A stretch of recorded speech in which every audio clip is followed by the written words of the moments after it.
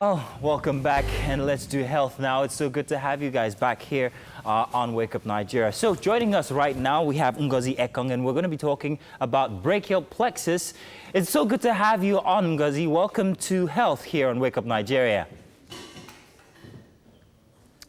Hello, can you hear me? Are you with us?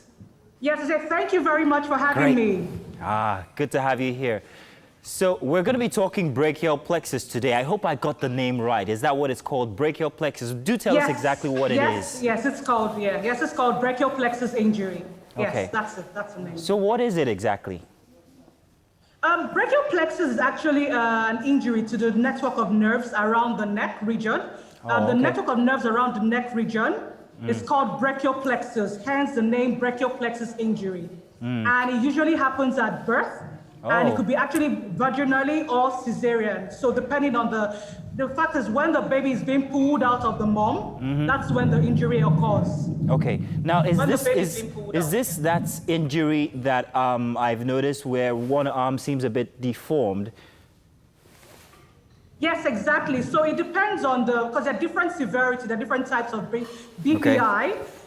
So some would actually be a lot shorter than the other, while in some cases you might not even notice the difference. But then again, it depends on the type of BPI or brachial plexus injury that occurs on the child. So does this deformity mean that the arm is not usable, or is it just does it affect only certain parts of the arm? So it's just the arm. So like I said earlier, it depends on the type of injury. Okay. There's some types that you wouldn't see the difference as a neuropraxia or the neuroma. You probably will not notice the difference, and that would require just physical therapy.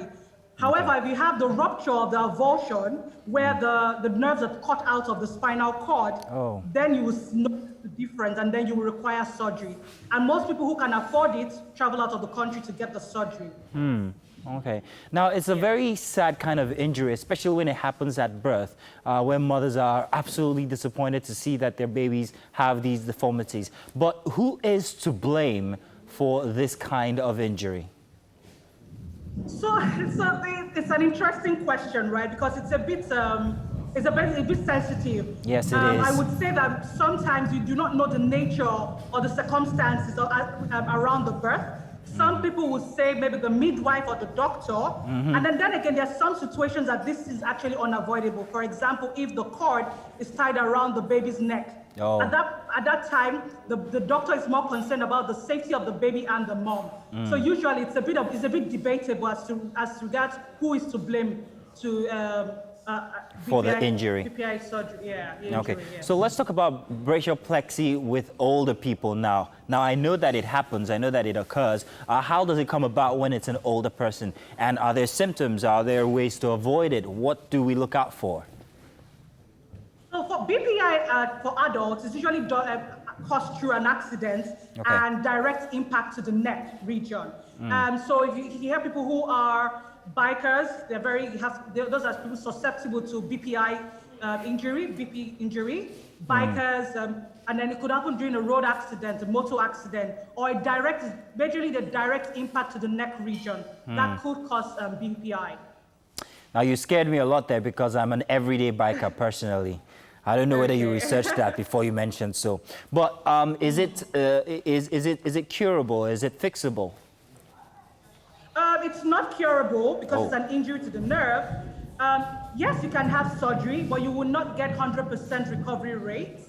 You will need physical therapy depending on the type of BPI. You will need physical therapy and occupational therapy for the rest of your life. If it's a type of the injury that is about the neuroma or neuropraxia, you just need physical therapy. But if it's a rupture or an avulsion, you will need surgery, and it's not 100% recovery.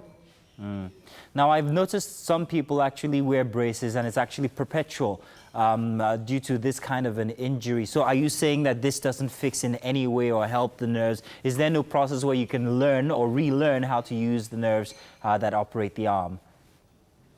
So, unfortunately, we do not have BPI specialists in Nigeria. So and then the thing about the BPI issue is not everybody knows about it, even outside the country. There's not so much research around it. Now, when you see people wear a brace, the brace is just to prevent the arm from further damage, right? And it also just helps the arm, so pretty much, So this is totally different from when you have a dislocation to the arm or any other part of the body, is it? Yes, a dislocation is just an injury to the joints. Oh. BPI is an injury to the nerve, yes. That's the difference. Okay. Now, I want you to give a bit of clarification there again. Now, when you say nerve, then this has to do with signals or impulses from the brain to that part of the body, isn't it? Exactly, yes. Yes, it is. And that is why it will be so difficult to fix, let me use the word. Yes, well, yes. You can't get 100% recovery. You can only transplant. They have some type of surgeries. We call them tendon transfers, nerve transfers, where some nerves are taken from the back of the leg and then fixed on the part of the neck. But you will not get 100% recovery because it's a nerve. And the nerves takes a longer time to grow, to regrow or regenerate, as you call it. Now, just before we end, I wanted to make note again. Now, this is something that happens to newborns, and it also can happen to older people. But when you say it's a nerve damage, it has to be caused by some sort of trauma when it happens, yes? It doesn't just occur on its own. Yes, usually when a baby is being pulled out of the mom, when they're stuck at the pelvic bone, that's when it occurs. So it's a pulling effect that actually causes the BPI. Okay. All right. So it's the awareness month for brachial plexus. What are the plans? What plans do you have for this month? Okay, so brachial plexus is something that, like I said earlier, is something new. It's new news for some people, right? So we have an offline and online support group for moms who have kids with BPI. Now, it's a safe place to share knowledge, be there for other moms, mentally, physically, and emotionally. And then we also have free online therapies for moms who have kids with BPI who cannot afford to go to the physical therapist. We have international PTs who work with us in the US and Turkey who offer pro bono therapies. We're also working with the NSP to see how we can drive some level of awareness amongst PTs, and especially for moms who can't afford it. The key thing to know is, once that happens to your child, please do not take that child to a traditional bone setter. It is a nerve injury, not a bone injury. They only make it worse. So take them to a medical professional who is usually a physical therapist, who will help manage that child. And early intervention is key. As early as 1 month old or 2 weeks old, once you see that happens to your child, please take that child to a medical professional who is a physical therapist. Oh, that's a very, very big advice you just gave there. Please note once again, she said, if you notice such a thing with your kid, no matter how early, make sure you take them to a certified professional, okay? Not what a traditional massage therapist like we would normally do. Now, we have a couple of questions here coming in from the listeners. And I think you've mentioned this already, but they're asking again how exactly it happens to older people. So if you'd recap exactly what you said from before, when we asked that.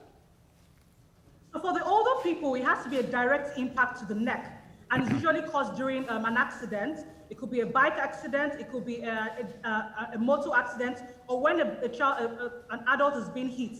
It just has to be a direct impact to the neck region. That's when it happens for the adults. It's funny that it's an impact to the neck that actually causes, affects the arm. But I guess, hey, that's how nerves work, isn't it? Yes, yes, yes. Well, hey, we're looking forward to what the process is or whatever it is you've put together for Brachial Plexus Month here this month would be. So do let us know some of the details that we would be looking forward to once again just before we round off today. So basically, we have a support group for moms. We're offering free online therapy for moms who have kids with BPI under 1 year old. We have international certified physical therapists, and then we're also trying to raise as much awareness as we can on BPI. It is not talked about. It's new news for some people. We see it, but we cannot put a name to it. So we're first giving out the free therapies, and then we're driving more and more awareness on BPI and how to manage BPI. Ngozi Ekong, thank you very much for bringing that awareness here on television and to everybody else who's listening and watching as well. We really appreciate that you've made out time for us this Tuesday morning, and we're looking forward to also joining with all the activities that you have prepared for this month. Thank you once again. It's a pleasure having you on the show. Thank you for having me.